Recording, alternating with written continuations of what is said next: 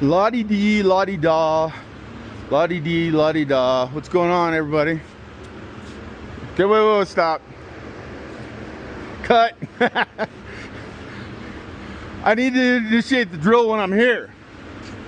Like right here. Oh, I thought you said what? No, I was here, and I was getting ready to keep walking all the way over him because he's not wounded yet.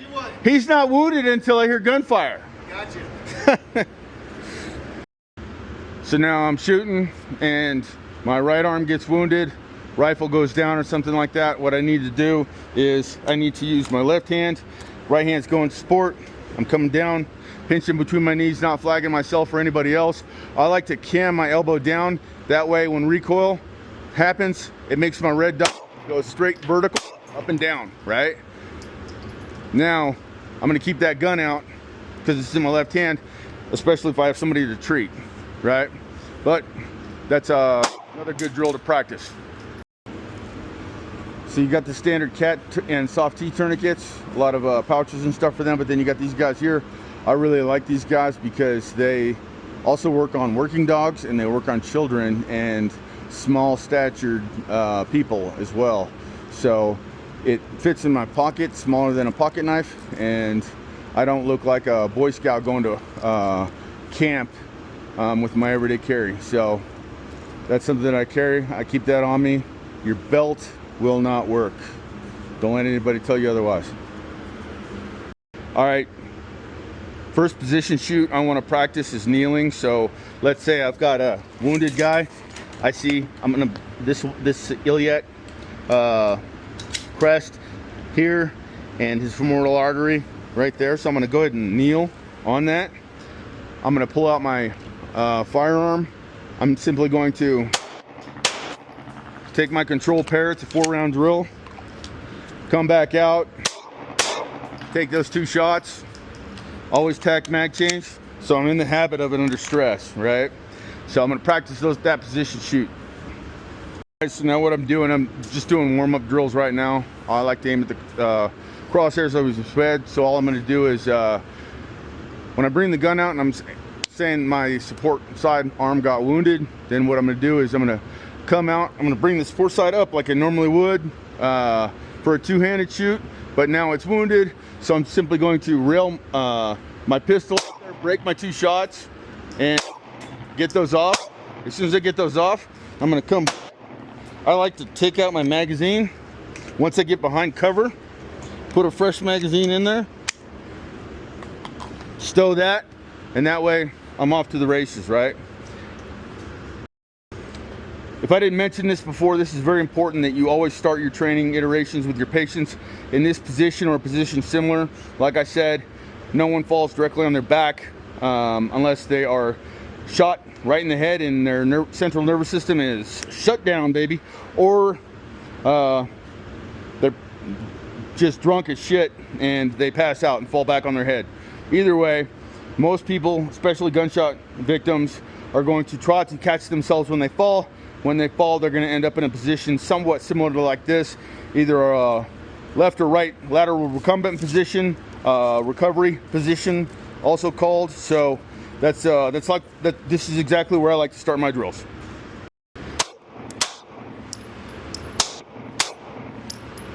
Get in there.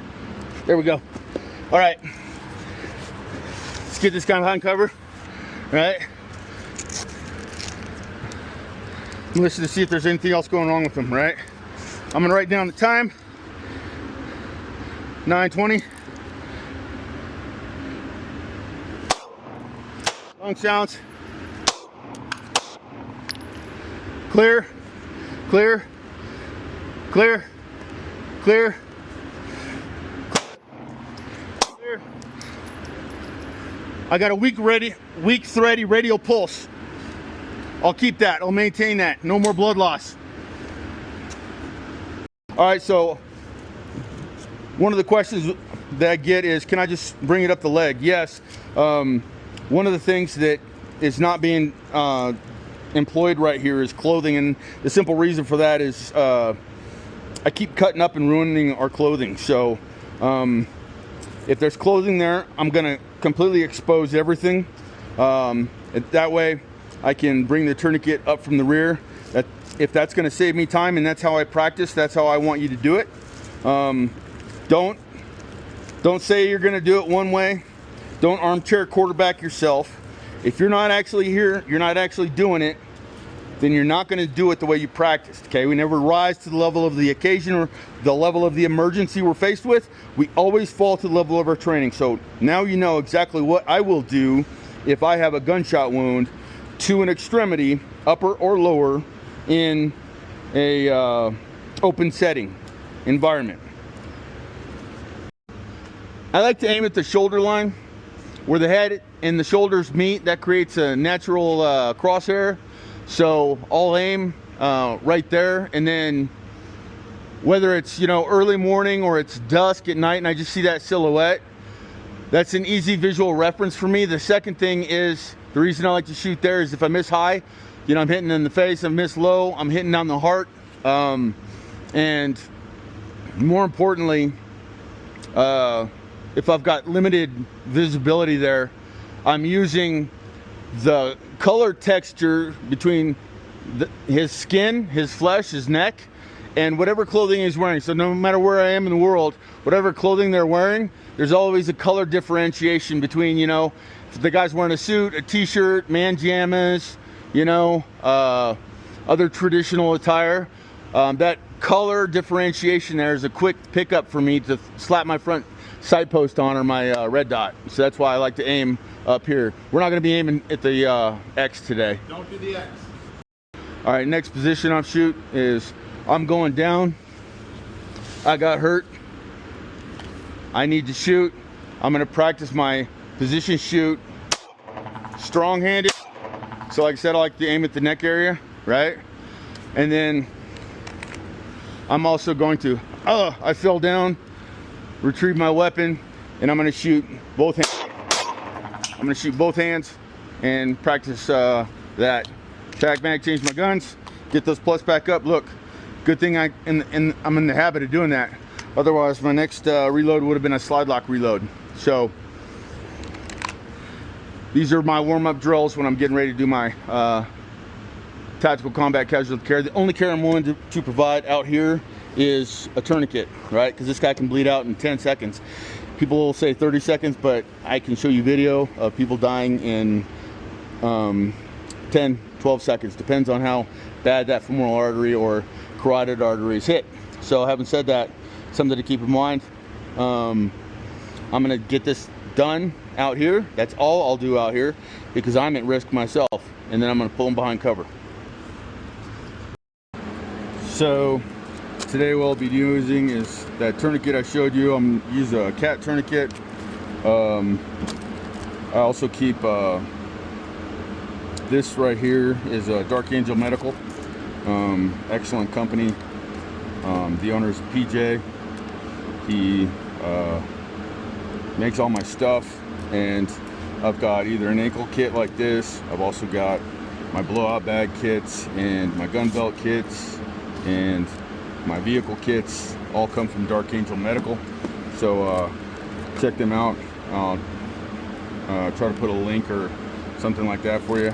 But opening these guys up, you want to reuse these because in Israeli dressing is this will be a new one. This is fairly expensive. And the kits that these all come with, they all come with combat gauze. And the important thing about combat gauze to remember is these have a radio opaque blue line inside them and clotting factors, the fibrinogen. So essentially this goes in first. Clotting factors, it's got that radio opaque, so when they go in and debride the wound at the hospital and whatnot, and they take that x-ray, they'll see that that's still in there and they won't confuse it for a blood clot. Standard needle decompression, 14 gauge 2-inch needle on there. 2 chest seals to go with the kit, and then here's the quick clotting factor stuff. So combat gauze, quick clot, or you got this other type right here, and your tourniquet. So most kits will all be like this. Most kits, you get this kit, and if you want to replenish it or anything like that, I recommend going to North American Rescue. So North American Rescue is where I get all my resupply stuff for my tactical med, whether it's for my own defense, family defense, whether it's for any work that I do. I don't like to go anywhere without it. Places, ready, action. La-di-dee, la-di-da. Oh, whoa, hey, shit. What do I got? Hey, you all right, buddy? Get up, get up. Let's get out of here. We gotta move. Holy shit, you're bleeding all over the place. Whoa. Tac mag change done. Let me get that tourniquet out. Good thing I watch those guys on those YouTube podcasts. Somebody carry this. Oh shit!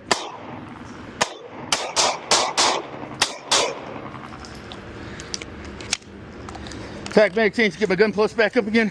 I'm coming under. I gotta get this on you, bud. Get that tight. Dog ear. Let's tighten this up and get bleeding stopped. Holy shit. Whoa! Damn it! Lock!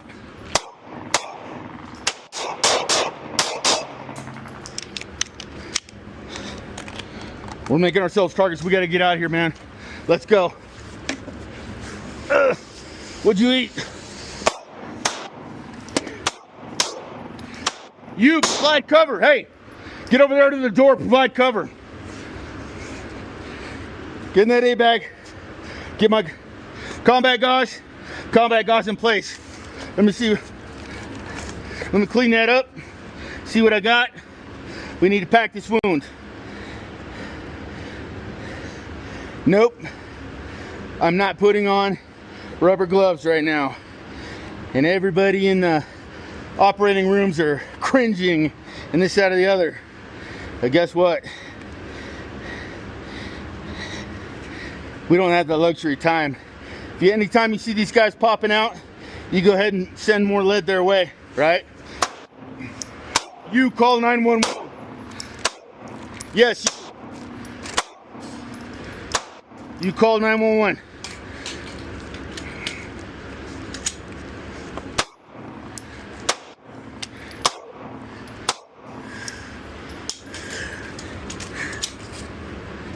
Keep that nice and tight.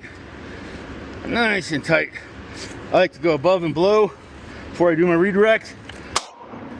Other people still do their redirect. Me, I do this. 1, 2, come across, twist, back on itself. Now I'll redirect, and what this locking bar is doing is applying pressure for me. So now here, 911's en route. Tell them we got one adult male, gunshot wound, arterial bleed, femur, tourniquets in place. Note the time specific.